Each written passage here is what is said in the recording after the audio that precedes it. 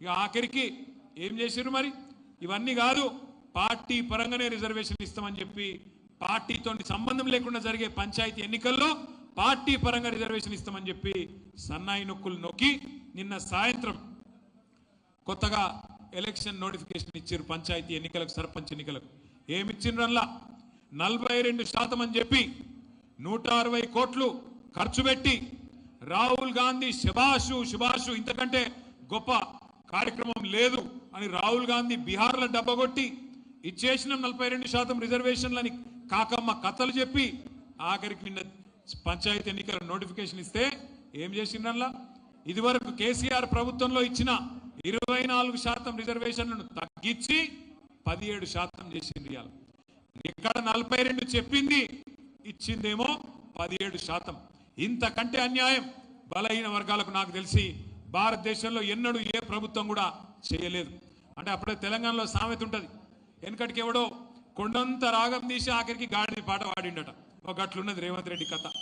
42% reservation అని చెప్పి కేసీఆర్ అన్యాయం చేసిండని చెప్పి తప్పుడు మాటలు చెప్పి అబద్ధాలు చెప్పి అష్టవంకర మాటలు మాట్లాడి ఆఖరికి నిన్న నువ్వు తీసుకొచ్చిన పంచాయతీ ఎన్నికల నోటిఫికేషన్లో 17% మాత్రమే బీసీలను పరిమితం చేసిన ద్రోహి రేవంత్ రెడ్డి అనే మాట నేను మీకు గుర్తు చేస్తా ఉన్నా. ఒక్కసారి ఆలోచించండి. తెలంగాణలోని బలహీన వర్గాల మేధావులు, బలహీన వర్గాల సోదరులు సోదరిమణులు 42% అని మాట ఇచ్చి ప్రభుత్వ కాంట్రాక్టులలో ఇస్తా, విద్యలో ఇస్తా, ఉద్యోగాలలో ఇస్తా, అట్లాగే రాజకీయంగా వాటా ఇస్తా, 1,00,000 కోట్ల బడ్జెట్ పెడతా, సంవత్సరానికి 20,000 కోట్లు మీకు బడ్జెట్లనే పెడతా అని నమ్మించి తడి గుడ్డతోని గొంతు కోసిన రేవంత్ రెడ్డి ప్రభుత్వాన్ని ఏం చెయ్యాలో మీరే నిర్ణయించాలని చెప్పి కూడా నేను తెలంగాణలోని బలహీన వర్గాల మా బిడ్డలకు, మా అన్నదమ్ములకు నేను కోరుతా ఉన్నా. అట్లాగే ఇంకొక మాట కూడా నేను విజ్ఞప్తి చేస్తా ఉన్నా.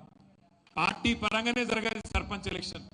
ఇలా బీ ఫారం ఇచ్చేది లేదు, కారు గుర్తుండదు, ఏ గుర్తుండదు. మన అసొంటి ఎలక్షన్లనట సర్పంచ్ ఎన్నికల్లో ఇవాళ కొన్ని మండలాల్లో బీసీలకు రిజర్వేషన్ లేకుండా చేసిన దుర్మార్గులు ఇప్పుడే పల్లారాజేశ్వరరెడ్డి గారు చెప్తున్నారు. ఏ మండలం అది నువ్వు చెప్పింది?